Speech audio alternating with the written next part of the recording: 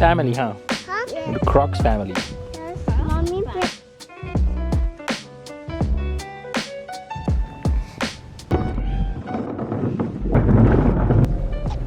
Was geht denn, Leute? Wir haben heute Mittwoch, ich habe einen Tag übersprungen, beziehungsweise einen Tag Pause gemacht. Denn meine Frau musste gestern arbeiten, wir waren noch im Bett, wir waren im Schlafen, dann wurde die angerufen, dann musste sie um 11 zur Arbeit. Also hatte ich den ganzen Tag erstmal Zeit, mit den Kids zu spielen und so. Wir waren nochmal im Park und mit dem Hund raus und so weiter und meinen Vlog geschnitten. Und dann habe ich noch ein bisschen Online-Poker gespielt, 2 Final Tables gemacht, einmal in einem $25 PKO Turnier, Dritter geworden auf Coinpoker. Wer bei Coinpoker noch keinen Account hat, Leute, Code Dawson, sichert euch einen Account. Da geht bald einiges, Leute. Ich habe einige Updates für euch bald wieder. Denn Coinpoker ist wieder aktiv und haut eventuell bald ein paar Giveaways für euch raus. So, Leute, ab zum Aria. Ich habe kurz überlegt, ob wir zum Bellagio fahren sollten heute mal, aber da ich habe einfach keinen Bock aufs Bellagio, Leute. Es ist einfach, da ist einfach komische Atmosphäre für mich.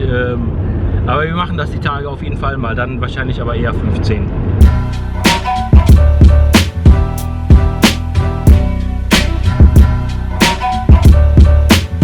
Krass, Leute, jetzt alles zu.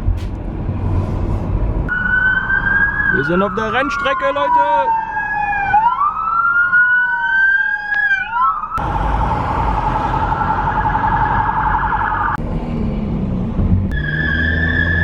So, Leute, wir sind im Aria. Ich fühle mich ein bisschen krank, muss ich sagen. Meine Nasenhöhlen sind ein bisschen entzündet. Aber sonst geht es mir eigentlich ganz gut. Das ist ein Cybertruck.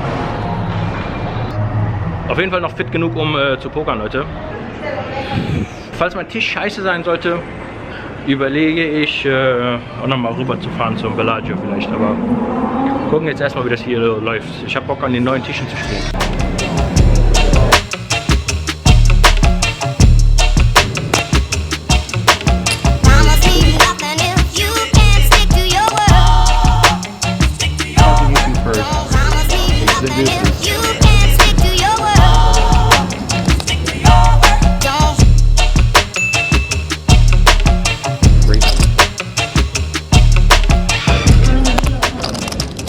Mercedes hier im Aria, in der Aria Lobby. Falls ihr den Vlog nicht gesehen habt, da vorne steht auch noch ein Mercedes, also F1-Auto. Jetzt geht's erstmal zum Strip. Ich wollte ein bisschen Rennstreckenmaterial filmen, solange wir noch die Gelegenheit haben, das Ganze abzuchecken, bevor das Ganze startet.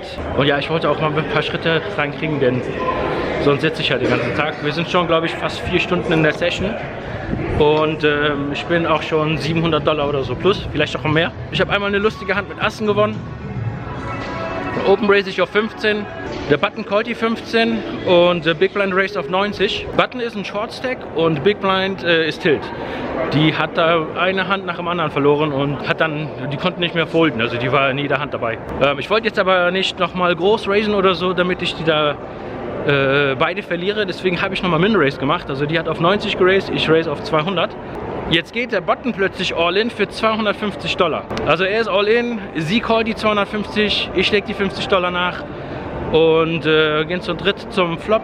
Kommt irgendwie Grütze, total, und also gar kein Flash, keine Straße, nichts Interessantes. Es geht Check. Ja, ich hätte jetzt betten können natürlich, aber ich habe halt immer die Nuts hier. Und ich wollte, dass sie sich ein bisschen vielleicht noch stark fühlt mit ihrer Hand. Habe dann aber hinterher gecheckt, also da habe ich so am meisten Value drin gesehen in dem Moment. Checken. Turn kommt auch mal nochmal eine Blank, eine 3 oder so. Habe aber an ihrer Gestik auch schon gesehen, dass sie sich jetzt auf einmal stark fühlt. Also die ist davon, also die geht dann, jetzt kann die auf gar keinen Fall mehr folden, wenn sie ein Pair hat. Ich wette also 500, sie geht all in, hat da noch nicht mehr viel mehr dahinter. Ich glaube, das waren auch nur noch 500 oder so, die da hatte. Und ja, Asse sind auf jeden Fall gut. Ich wurde gefragt, wieso ich nicht mal zwischendurch PLO spiele. Da habe ich halt nicht so viel Erfahrung und ich weiß nicht genau, was ich da mache. Noch nie gestudied, nix. Ja, ich fühle mich an den No-Limit-Holden-Tischen halt viel wohler, weil ich da weiß, was ich mache mit 2 Karten. Hab da auf jeden Fall, denke ich, eine Edge hier in Vegas. Ja, muss dazu sagen, das ist, glaube ich, ein bisschen Faulheit, dass ich noch nicht so auf PLO umgeswitcht bin, weil Nummer 1 halt, weil ich noch nicht gestudied habe und Nummer 2, weil ich glaube, PLO ist halt ein ganz anderes Biest als No Limit Holden.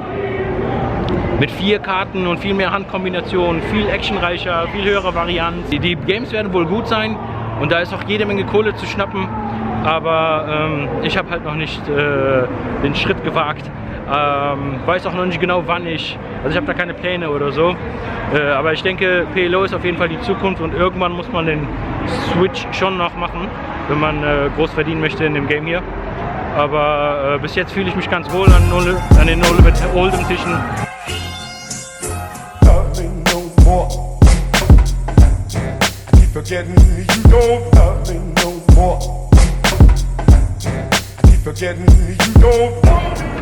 So, wieder zurück an die Tische, sonst verliere ich meinen Seat.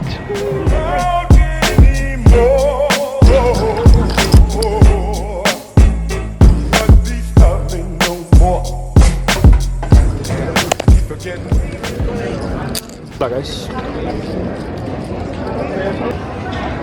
Session im Aria mit einem Plus von $706 beendet. Endlich mal Plus-Session, Leute.